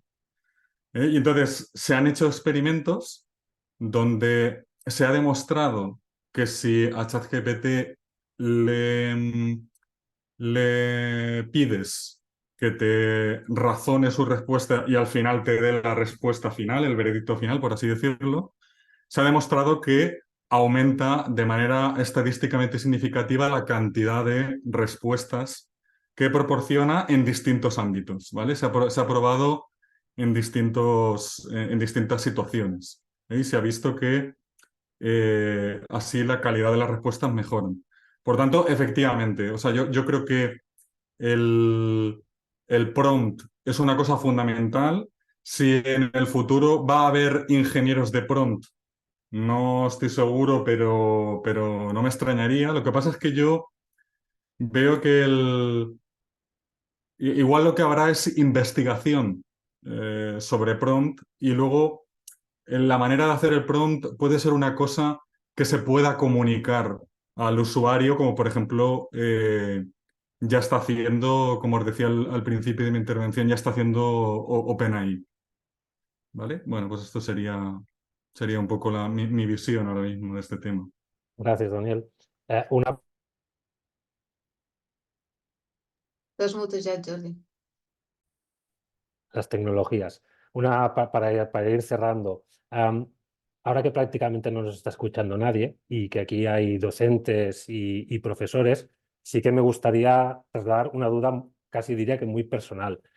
A nivel de docente, ¿hasta qué punto consideráis que es fácil o difícil detectar en vuestros trabajos cuando alguien ha utilizado la inteligencia artificial? Y desde el punto de vista del alumnado, ¿hasta qué punto vosotros conocéis casos de decir, no, yo es que la he colado, ¿sabes? He conseguido que mi trabajo al final sea casi 100% ChatGPT, entonces abrimos para los docentes y después vemos qué pensáis los alumnos. Si quieres empezar, Marina, por ejemplo. A ver, notar se nota, ¿vale? Aparte de que hay una serie de herramientas que más o menos te pueden orientar, pero normalmente si te vas a esas herramientas es porque ya dudas. Es decir, lo que no es lógico es que tengas una página escrita con una redacción personal y otra con el sujeto, verbo, predicado que utiliza ChatGPT. Entonces, es un modelo de lenguaje que acaba siendo que cuando ya tienes un poco de práctica, lo acabas hasta interiorizando y ya lo ves. Muchas veces no será posible demostrarlo en un 100%, pero bueno, un poco la sospecha ahí queda, ¿no? Entonces también yo creo que una parte también tiene que ser que el alumno sepa reconocer para qué ha usado ChatGPT. ChatGPT puede usarse, pero siempre que nos diga para qué, para que nosotros podamos valorar si ese uso es válido o no es válido, sobre todo en TFGs, TFMs. Es decir, nosotros aquí dentro del proyecto nos planteamos, el alumno debe declarar qué uso ha hecho de ChatGPT y, bueno, falta que nos respondamos esa pregunta, pero debe declararlo porque entonces podremos valorar. Pero vamos, sí, se puede más o menos llegar a saber, aunque muchas veces no se podrá probar. No sé si respondo. Sí, gracias, Marina. Mireia, creo que has levantado la mano. Sí, mirad, estoy compartiendo en el chat la guía que han hecho en la Facultad de Información y Medios Audiovisuales. Creo que aquí Marina ha sido muy, muy modesta porque en su guía responden un poquito esta pregunta y creo que con consejos muy, muy normales y realmente muy prácticos. Es decir, te dan una serie de pautas como docente para guiarte en cómo detectar plagios y creo que puede ser muy útil. Gracias, Marina. Gracias, Mireia. Yo no abro más turno a los profesores porque os he visto sentir a todos con la cabeza, con lo cual creo... Oliver, perdón. Me comentan que Sí, Oliver... no, una cosa que va un poco ligado con algo que han comentado en el chat, ¿no? Que decían el tema de, bueno, si no tiene faltas es de ChatGPT, ¿no? Y esto, nada, a modo de curiosidad, ¿no? Cuando salió el ChatGPT, pues salió este tema, ¿no? Del tema de las faltas, ¿no? Y bueno, llegó hasta tal punto que los propios alumnos pues decían, escríbeme una redacción sobre esto con alguna falta. ¿Sabes? Que ya le pedías al ChatGPT que incluyera faltas, ¿no? Y que hasta qué punto, ¿no? Podemos interactuar con las herramientas para adaptarlas a nuestras necesidades. Pero sí que es verdad que a veces el estilo, la forma de escritura, ¿no? a veces es más fácil de detectar que otras, ¿no? Pero esto siempre ha existido, ¿no? No sé, yo recuerdo de más joven el rincón del vago, ¿no? Donde te podías descargar documentos de otras universidades, de otros alumnos, ¿no? Y los entregabas en tu nombre y cosas. No es que yo lo hiciera, sino simplemente un amigo me dijo, ¿no? Y bueno, y siempre pues es un tema que siempre ha estado encima de la mesa, ¿no? Quizás ahora con más potencial, pero el hecho de copias y todo es una cosa que siempre ha estado encima de la mesa, yo creo. Gracias, Oliver. La línea que dice Oliver, Raúl, Miguel, es el momento de confesar algo. Sí, pues yo creo que al revés. Es decir, o no se detecta o no se hace nada ante la detección, pero como testigo puedo decir que está muy generalizado el uso de la herramienta prácticamente en la totalidad de los alumnos. Hay diversos usos, por supuesto, ¿eh? Hay usos pues, en los que una persona está cansada de buscar en Google y que los primeros 5 resultados sean anuncios y busquen en el ChatGPT. Hay perfiles de alumnado. Espera, no te dará tiempo. ¿Qué, perdón? Sí, perdón, se había abierto un micro. No te preocupes. En los que se evitan pues, tareas tediosas. Por ejemplo, ¿no? Un ejercicio en el que se tenía que realizar rúbricas, que es una cosa pues, muy común en cualquier ámbito de educación. Pues existe una página web llamada Rubric, con K al final, que hace directamente las rúbricas. Bien, la inmensa mayoría de las rúbricas de compañeros y compañeras estaban hechas con esta herramienta y las calificaciones fueron bastante altas. El año pasado, con el trabajo de final de grado, también conozco gente que afirmaba haber hecho prácticamente todo el trabajo de final de grado con ChatGPT. Hay diversos usos, creo que está muy generalizado y más de un 80% podría afirmar que lo utiliza, al menos en la experiencia que yo he tenido los últimos 2 años, que es desde que implosionó un poco. Y claro, hay unos más indiscriminados, hay unos que presentan directamente el chat, o sea, el texto hecho por ChatGPT, que aquellos pues son los que más se pueden detectar, otros que lo pueden pasar, por ejemplo, por herramientas como GPT-0, que GPT-0 no es del todo fiable, pero puede ser modificaciones. Luego ha salido otra herramienta que te humaniza lo que ha hecho ChatGPT. Es decir, hay muchas vías. Hay muchas vías, creo que se hace bastante y el foco está, ¿no? En dónde ponemos qué es pensar críticamente y qué no es pensar críticamente, ¿no? Porque si hay si un texto de una inteligencia artificial que está basada en, bueno, que no es original nunca porque está basada en datos, puede colar perfectamente como un pensamiento crítico, es que tal vez hay una noción de pensamiento crítico a menudo equivocada. Entonces, como alumno, pues me refiero a esto, a que está muy generalizado el uso y habría que replantear no solo cómo detectamos el uso, sino cómo hacemos frente a este hecho que no va a cambiar por mucho que tratemos de concienciar de un uso responsable. No creo que vaya a cambiar igualmente, sino que tenemos que replantear este hecho mediante otras vías. Gracias, Raúl. Ya para terminar, os había prometido que esta es la última, pero me gustaría dirigirle una última pregunta a Eloy. Yo he oído hablar que el chat GPT y la inteligencia artificial alucina, tiene alucinaciones. ¿Qué es eso? Sí, un poco alucinante. No, bueno, simplemente es la manera en que genera las respuestas, pues se inventa cosas, ¿no? Por ejemplo, aquí estaban preguntando en el chat si no es mejor buscar en Internet. Claro, hay que tener en cuenta que lo que hace ChatGPT es generar cosas, no buscar, ¿no? Pues todo el tema que está diciendo aquí, copiar, pegar, antes lo encontraban en Google, ¿no? O sea, todo viene de lo mismo, son dos tecnologías muy diferentes. Una cosa es buscar una cosa que ya existe, otra es generar algo a partir de millones de datos, ¿no? Entonces, cuando alucina es que el algoritmo, por lo que sea, entra en una especie de o de bucle o que empieza a inventarse cosas que no son ciertas, ¿no? Antes hablaban de las referencias de un... Entonces, básicamente, se inventa referencias. Él no sabe si esa referencia existe o la está buscando en la biblioteca o lo que sea. Dice, una referencia es una cosa que tiene este aspecto. Y estos nombres de autores, bueno, son autores que han hecho cosas parecidas, ¿no? Entonces, al final, tú te lees eso y es plausible, ¿no? Entonces, son de estas maneras de detectar, ¿no? Podrían ser encontrar estas alucinaciones o ver estos datos incoherentes. Eso como humanos, ¿no? Nosotros lo vemos fácil al leer, ¿no? Lo que decía Marina, tú ya llevas mucho tiempo leyendo estos ensayos y hay alguna cosa que no te cuadra, ¿no? Es ese slice thinking que dicen en inglés. Pero el ChatGPT, la tecnología que está en este momento, no es capaz de colártela, ¿no? Bueno, dice cosas, alucina, se inventa y bueno, si es vero, ben trovato. Gracias, Eloy. Y si me permitís una última pregunta, y esta sí que es muy del ámbito profesional, incluso de los bibliotecarios, y se la dirigiría a Daniel.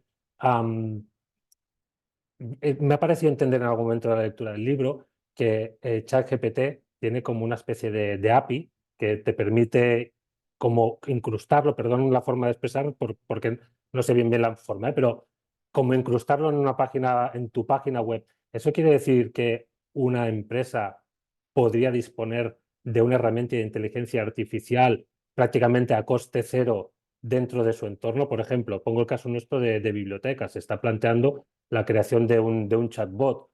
No sé hasta qué punto, ¿no? Con poner en una balanza los costes o decir, ostras, integrar una herramienta como ChatGPT dentro de lo que es nuestro entorno web, si sería posible o sería al final generar más ruido. Bueno, pues yo creo que para poder hacer eso, yo creo que siempre será necesario algún tipo de adaptación, ¿eh? Porque yo creo que es una cosa que ya se ha mencionado, yo la decía creo al principio, que ChatGPT al final no deja de ser una herramienta extremadamente general que funciona muy bien, pese a que es tan general, funciona muy bien en muchos ámbitos, pero yo creo que para que sea útil, por ejemplo, para una empresa, siempre será necesario alguna alguna fase de adaptación, ¿eh? Entonces, la empresa se puede poner un plugin, pero ese plugin para que la herramienta realmente ofrezca algún tipo de valor añadido, yo creo que necesitará alguna fase de adaptación que podrá ser más o menos, costosa. No sé si la pregunta iba en esta dirección o no. Iba en esa dirección, Daniel, era tal cual. Vale, Vale, pues... pues muchas gracias. Podríamos dar por terminado la parte, lo que entendemos como debate o preguntas, como lo queráis decir. Yo antes de devolverle la palabra a Meritxell, sí que os animo a la gente que aguantáis aquí, que aprovechéis para resolver aquellas dudas. Realmente creo que estamos en un entorno privilegiado con gente que entiende muy bien de lo que habla, que hacen una cosa muy importante, que es comunican, para mi entender, de una forma muy entendedora y clara en un tema que no siempre es fácil, con lo cual yo os animo a que aprovechéis el chat y le devuelvo la palabra a Meritxell. Sí, Jordi, gracias. Muchas gracias, Jordi. Primero de todo, disculparme porque antes me he olvidado de presentarte como moderador de este debate. Y al César lo que es el César, que teníamos que presentarte. Sin más dilación, en paralelo se ha abierto un debate muy interesante en el apartado del chat, se han lanzado muchas preguntas y creemos que es el momento ya de atender, ¿no?, a estas preguntas que se han ido abriendo y estas discusiones paralelas. Roger Gera, también del CRAI, ha estado recopilando estas preguntas, así que te cedo, Roger, la palabra para que tú puedas un poco también lanzar estas preguntas al conjunto de investigadores que tenemos aquí presentes. Hola, buenas tardes. Gracias, Meritxell. Hay un montón de preguntas. Empezamos por el principio. Creo que no nos hemos dejado ninguna. Katia Pozo Buenas tardes, soy profesora del Departamento de Didáctica y Organización Educativa de la UB. ¿Han pensado en tomar en cuenta a pedagogos para para el diseño de la formación pedagógica de un uso adecuado, educativo y ético de la inteligencia artificial y no solo de ChatGPT? No sé a quién debería, ¿alguien quiere contestar?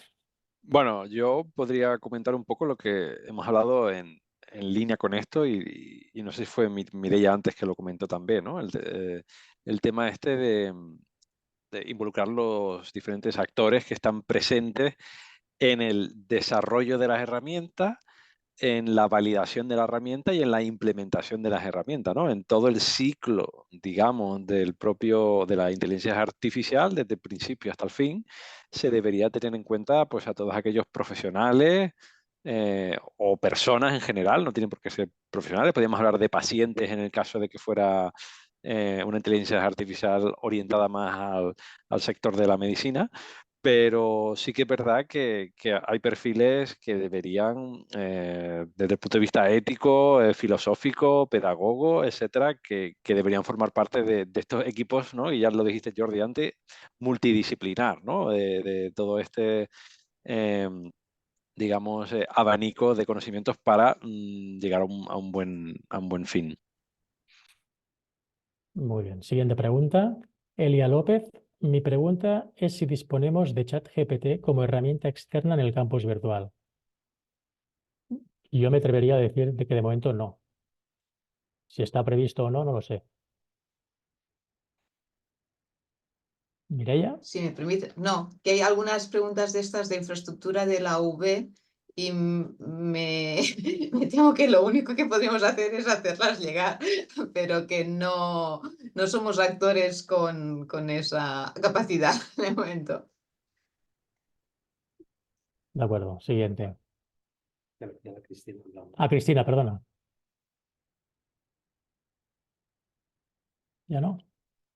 Hola, disculpad, es para hacer un apunte a la respuesta anterior y es que justamente Mariona Grané, también del Departamento de Organización Educativa, es autora del libro, es pedagoga y sé que ha participado en esto y en muchas iniciativas de inteligencia artificial y se están elaborando más guías también con participantes y justamente yo, también de la Facultad de Educación y hay muchas actividades al respecto y sé que se están incorporando tanto por parte del CRAI como de otros organismos de la misma Universidad de Barcelona. Y un poco en la línea de la pregunta del millón del campus virtual, lo que sí que está claro es que desde el Vicerrectorado de Transformación Digital se apuesta fuertemente para que toda la Universidad de Barcelona avance en lo que se conoce como la transformación digital de la universidad. Con lo cual, igual que desde bibliotecas hablamos de ese chatbot que está fuera del campus virtual, sin lugar a dudas se están trabajando en estudiar qué es lo que hay para ver en qué medida se puede acabar implementando un tipo de herramientas. Lo que pasa que ahora es una fase muy embrionaria todo.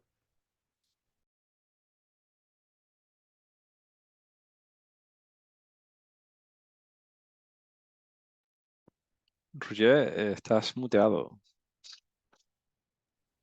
Perdón, ahora sí. Carlas Buenacasa. Como coordinador de TFG, me preocupa el tema de los TFGs hechos íntegramente con inteligencia artificial. Querría saber si la UB está trabajando en herramientas para detectar su uso. Bueno, estamos en el mismo caso que el anterior, ¿no? Si las hay, no lo sabemos. Bueno, yo Sí. sé que desde el propio OpenAI, bueno, ya hay muchísimas aplicaciones, pero desde el propio OpenAI estaban trabajando ellos mismos en una herramienta para detectar textos generados por su propia herramienta, ¿no? No sé hasta qué nivel de, digamos, precisión pueden llegar ese tipo de herramientas. Y dependía también del idioma, etcétera, etcétera, ¿no? Y aquí quería abrir también, y lo dejaré aquí, tampoco quiero entrar en el detalle, pero de todo lo que escribimos en el chat de GPT, ¿dónde vas a parar, ¿no? Toda esa información. Y de hecho es una cosa a tener en cuenta de cuándo o qué tipo de información le damos al chat GPT, porque al final eso se va a un servidor de vete tú a saber dónde y no sabemos qué uso se le está haciendo a esa información. Y, por ejemplo, desde muchas revistas científicas se insiste mucho en que cuando tenemos un documento confidencial, como puede ser un manuscrito que no ha sido publicado, pues evitar la copia, ¿no?, de este tipo de información, ¿no?, en un espacio que no estamos controlando, ¿no? Pero bueno, ahí lo dejo. Yo ahí me gustaría complementar una cosa que decía Oliver, es que esta utilidad para detectar si un texto ha sido generado o no por ChatGPT, que es cierto que la estuvo ofreciendo OpenAI durante un tiempo, pero ahora ya eso ya no está disponible. Es decir, OpenAI retiró esa herramienta. Y hay un tema interesante aquí, que es que esa posibilidad de, dado un texto, detectar si ha sido generado por una inteligencia artificial, directamente es un problema es un problema de investigación. Es una cosa que existen herramientas que lo hacen, pero esas herramientas en el estado actual no son fiables al 100%. Sería como una variedad adicional de una herramienta de detección de plagio. Se podría ver así. Gracias, Daniel. Tiene la mano levantada. Bueno, tenía Marina y después Mireia. Marina, el micrófono. Sí. Sí, no, perdona. Lo que pasa es que como estoy acostumbrada al Teams, estaba buscando dónde desmutearme, simplemente. Bueno, simplemente comentar que en el libro este que estamos presentando hoy, en el capítulo 4, Carlos López Osa y Jorge Franganillo, Jorge Franganillo, no, Javier Guayar, explican o listan una serie de herramientas con las limitaciones que estas herramientas tienen y que ha comentado antes Oliver, creo que era, ¿no? O sea, con todas estas limitaciones, pero que si alguien quiere probarlas, existen, incluso creo que en el link que os ha pasado antes Mireia del trabajo que hicimos en la facultad, también existen más herramientas, es decir, podéis jugar con ellas, pero siendo conscientes que de momento y que yo sepa, ninguna domina ni ninguna ofrece una fiabilidad del 100%. Ya está. Mireia. Sí, a ver, yo quería retomar el hilo de lo que ha ido saliendo en la mesa y las palabras de Cristina. La mejor manera de asegurarse de que el ChatGPT no es quien ha generado las respuestas con seguimiento. Es decir, si tú vas haciendo un trabajo colaborativo con el alumno, si le vas pidiendo que te enseñe su plan de trabajo, sus reflexiones, etcétera, no te la va a colar, porque es que tú le sigues. Entonces, ahí no se necesitan herramientas, no se necesitan detectores de plagio, simplemente es el seguimiento. Y quería hacer énfasis en ese punto. De acuerdo. Siguiente pregunta. Francesc Sabrià. Hola, ¿podríais comentar si como miembros de la UB podemos acceder al Copilot a través de Microsoft Edge? ¿Cómo hacerlo? ¿Qué nos ofrece? ¿Tiene la UB una guía de prompts para estas aplicaciones? No sé, Daniel, Eloy, Oliver. Yo creo que sí que se está dando acceso a Copilot, se está cociendo, como decíamos antes, y también se generará o se dará algún tipo de guía, tipo la que Mireia y Marina nos está diciendo a nivel de universidad. Estas son cosas que se están generando en paralelo. Y bueno, es que decimos que todo está muy, muy verde, pero creo que sí que ya empiezan a darse accesos a Copilot porque tenemos el Microsoft en la casa. Entonces, creo que es cuestión de que se irá desplegando, sí. De acuerdo. Siguiente pregunta. Lourdes Guanté. ¿Qué normativa se debe tener en cuenta en la revisión o consulta de las tesis doctorales que han utilizado inteligencia artificial? No sé quién tendría que responder. O si existe alguna normativa. Quizás la pregunta es esta. Como No tenemos respuesta. como siempre, la regulación, como decía Oliver, viene más tarde que la tecnología y ahí siempre estamos un poquito atrapados. Se están cociendo también normativas, pero yo creo que en este interim, que es lo que ahora que estamos en el hype, que todo esto nos ha explotado en las narices, el diálogo. Debemos hablar, debemos comunicarnos con los estudiantes, debemos hablar con nuestros compañeros y compañeras docentes y ir paso a paso. Es que nunca conseguiremos que la normativa nos lo regule todo porque irán saliendo más cosas. Es muy rápido. Bueno, yo siguiendo con lo que dice Mireia, bueno, yo hago reuniones semanales con los alumnos de doctorado de TFG, TFM, y al final ves la evolución, ¿no? No es que venga el último día y dice, toma la tesis, sino yo creo que hay que hacer este seguimiento, ¿no? Y así es como se ve la evolución, ¿no? De cómo aprende y adquiere todas estas competencias que deberían de tener cuando desarrollan este tipo de proyectos. Gracias, Oliver. Siguiente pregunta, Victoria Campuzano. Me preocupa lo que acaba de comentar bueno, se refería a cuando ha hablado el alumno, sobre meter sus ideas. ¿Hasta qué punto, como tutor director de un TFG TCM, podemos controlar la subida de material propio del grupo? Eso plantea un problema de datos.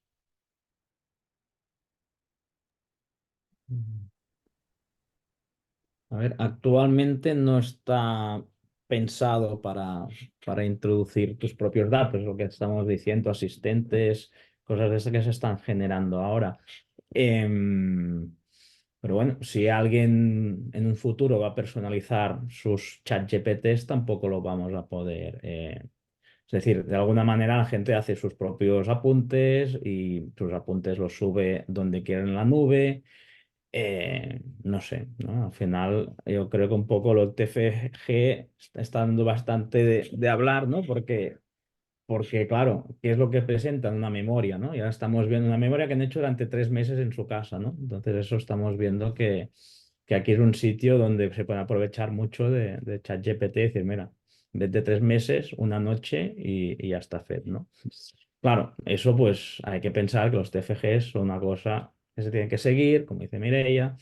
Cada semana dices a tu alumno qué llevas hecho, qué no llevas hecho, y supongo que si al final usa el ChatGPT para mejorar la intro de su TFG, como haríamos muchos, si hay que escribir un abstract en inglés, pues no sería mucho el problema, ¿no? Quizá hay que pensar los TFG bien, qué parte de la memoria es importante, qué parte de la presentación, del seguimiento y, como decían por aquí, repensar las evaluaciones, ¿no? Si el único es hacer una memoria y yo como tribunal me miro la memoria y te pongo una nota, ahí sí, claro que puede ser complicado la irrupción de ChatGPT. Gracias, Aloy. Mireia. Sí, a ver, hay un libro que ha publicado la UNESCO de la inteligencia artificial en la educación superior que citamos en la introducción del libro, que hay un árbol de decisión, etcétera. Y ese libro yo creo que también lo recomiendo, es cortito, es muy fácil de leer y un poquito, a ver, es que no podemos perder el sentido común. Quiero decir, yo me acuerdo durante la COVID, en otro ámbito de cosas, para poner un ejemplo muy diferente, había vídeos en internet de yoga y la gente se puso a hacer yoga y se lesionaba. Pero, por favor, quiero decir, si miras un vídeo, ten el sentido común de no hacer cosas que te puedan hacer daño. Si usas ChatGPT, no le vas a poner información confidencial a una herramienta que no sabes quién tiene el control ni nada. Entonces, desde la universidad estamos haciendo personas maduras y las personas maduras deben reflexionar todo el uso que hacen de sus herramientas.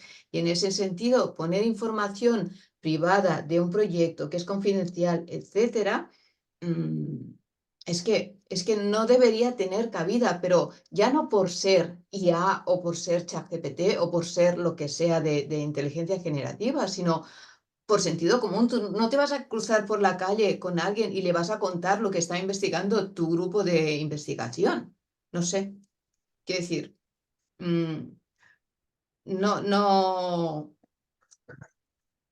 pienso que a veces nos ofuscamos y perdemos el estar a tierra y el sentido común y bueno, nada. Eso. Gracias, Mireia. Siguiente pregunta, Francisco Javier Hermoso. Si los humanos cometen errores y confusiones y ChatGPT está diseñado por humanos, ¿puede sobrepasar en fiabilidad al ser humano? ¿Qué capacidad de distinción puede alcanzar entre información correcta e incorrecta, coherente e incoherente?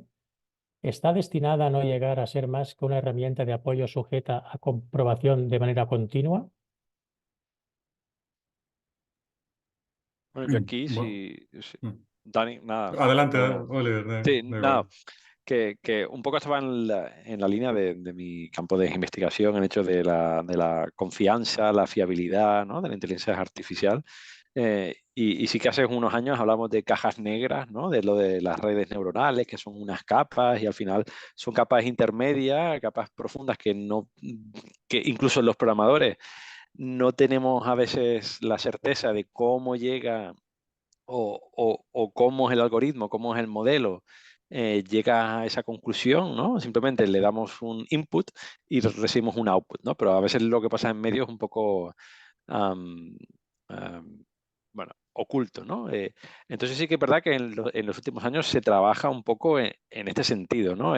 En todas las respuestas que da las herramientas, ya no solo en educación, sino en diferentes ámbitos, pues acompañarla de algunas interpretabilidad, de explicabilidad, hacer algún estudio de los datos que han sido utilizados para entrenar esas herramientas, porque como has dicho en la pregunta, herramientas diseñadas por humanos pueden tener sesgos de los humanos, o si usamos unos datos extraídos de Internet y evidentemente no estamos captando o no representaría digamos, a toda la población, porque todo el mundo no tiene acceso a Internet, con lo cual estamos siempre sesgando de alguna manera la información, ¿no?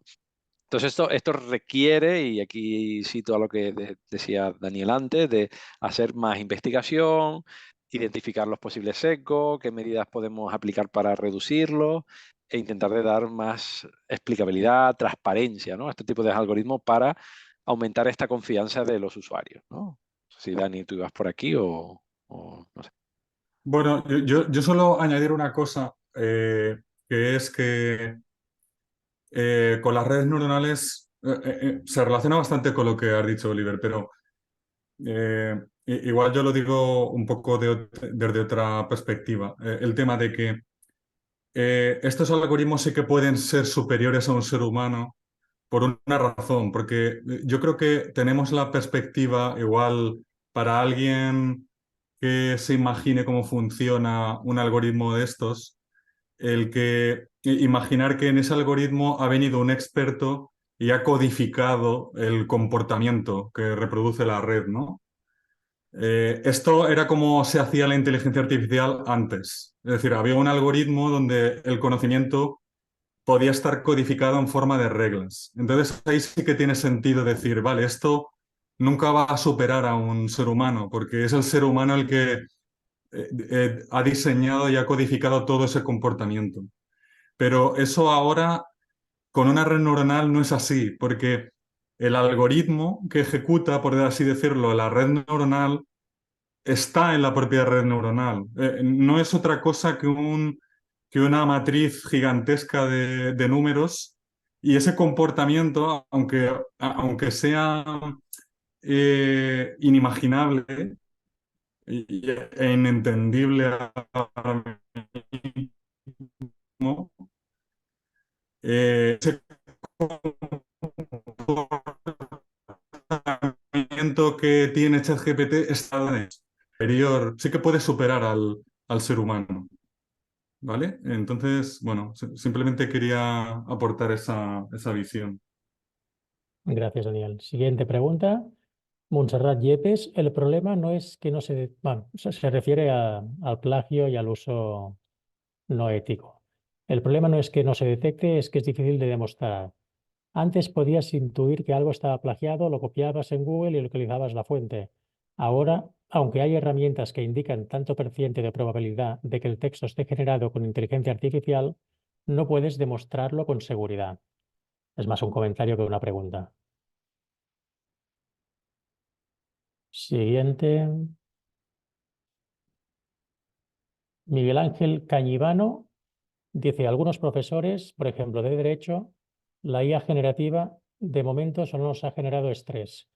Yo les hago resolver las pruebas de evaluación a mis alumnos en entorno virtual con acceso a cualquier fuente de información, pero ChatGPT no es solo una fuente de información, es un superprofesor. ¿O no va a ser eso? Vuelvo a pedir ejercicios a mano en el aula sin posibilidad de consultar fuentes. De momento, ChatGPT es un instrumento del que me tengo que defender, no una oportunidad. Eso iría un poco en contra de la concepción que se tiene desde la Facultad de Educación. No sé si alguien quiere comentar algo. Hay un error bastante común que es este de fuente de información. No es una fuente de información, es un generador de textos, imágenes, vídeo. Entonces, no es una base de datos, no es Google, no dime cómo hacer una receta de cocina. Bueno, pues va a generar una receta, pero no la ha buscado en ningún sitio, sino la ha compuesto de millones de recetas que ha visto. Y por probabilidad, pues si voy a hacer una receta de una tortilla, pues después de coger los huevos, los rompo y pongo una sartén o sea, se va generando la respuesta a través de estadística. Pero no podemos, o sea, bibliotecarios, archivísticos, de esto no tiene nada que ver, tiene que seguir existiendo porque las fuentes de los datos es otra cosa totalmente distinta. Y por supuesto, esta inteligencia artificial usa estos datos, pero el output que genera no es esto está en tal página web o esto está en tal libro, ¿no? Por eso decíamos lo de la alucinación. Entonces, si sabes lo que es, yo creo que lo primero que tenemos que hacer es entender bien lo que es, para qué sirve, entonces podemos ver si es una amenaza o es una oportunidad. Eso ya cada uno tendrá que decidir. Mireia. Sí, a ver, a mí lo de que ChatGPT o cualquier inteligencia artificial generativa sea un superprofesor me encanta. Es decir, a mí no me motiva mucho de mi trabajo estar corrigiendo 100 exámenes igual o revisando 100 veces lo mismo. Entonces, a mí que una herramienta de estas me ayude, sea un superprofesor, les guíe a los alumnos, como hemos hecho en algorítmica, pues que les ayude a corregir y que no me usen a mí de debugger, bueno, lo encuentro maravilloso. Entonces, yo pienso eso, que si nos valoramos como profesionales, si entendemos cuál es nuestro rol, no debemos tener miedo. Es algo que viene ahí, que sumamos. Y en la línea que decía Cristina y muchos de la mesa. Bueno, siguiente pregunta, Francisco Javier Hermoso. Y tras esta evidencia de uso de ChatGPT en trabajos, proyectos, presentaciones, etcétera, ¿consideran que es un buen momento para replantearse el modelo educativo y el enfoque que se está dando en las aulas? Quizá no dar tanta importancia a esa retención del conocimiento, sino potenciar el desarrollo del pensamiento crítico, conceptualización y relación de conceptos que dificulte un poco la salida fácil de usar ChatGPT.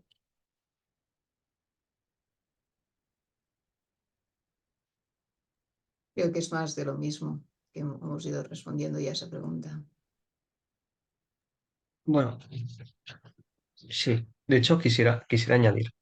Es decir, sí y no. Me refiero, el desarrollo del pensamiento crítico, conceptualización y realización de conceptos también requiere de una retención de conocimiento previa. Es decir, no son excluyentes la una con la otra. No creo que debemos abandonar la retención de conocimiento, sino que pensar que lo que evaluamos, o sea, que podemos evaluar un estadio de aprendizaje más avanzado. Es decir, hasta este punto, pues a nosotros nos da una exigencia de una evaluación más allá de la mera retención, pero que también necesita de la retención para llegar a ese nivel. ¿Alguien quiere añadir algo? ¿no? Suscribir lo que dice Raúl, ¿no? Que para aprender o tener conocimiento tienes que saber de qué hablas, tienes que conocerlo, comprenderlo. Al final hay toda una taxonomía que puede ayudar a dar respuesta. Y después, ya cuando ya conoces, ya podrás tener este conocimiento crítico. No podemos reflexionar, ni pensar, ni criticar lo que no se conoce. Gracias, Cristina.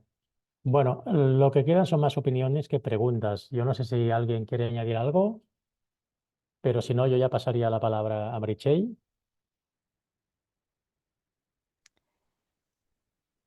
Meritxell. Pues sí, Roger. Sí, sin más, si no hay nada más que añadir alrededor de todo lo que se ha comentado, las preguntas que han surgido, por nuestra parte damos el acto por cerrado, por finalizado. Agradecer toda la atención, todo el interés que se ha despertado la publicación de este libro y también agradecer a todos los investigadores que han participado en esta presentación, también a los compañeros del CRAI y también al Instituto de Desenvolupament de la UB, que nos ha ayudado también en relación a todos los aspectos técnicos de esta presentación. Hemos dejado en el chat el enlace a la publicación para que podáis descargarla y para que podáis consultarla. Y sin más dilación, agradecer vuestra atención y también, bueno, nos seguimos viendo en próximas presentaciones. Buenas tardes.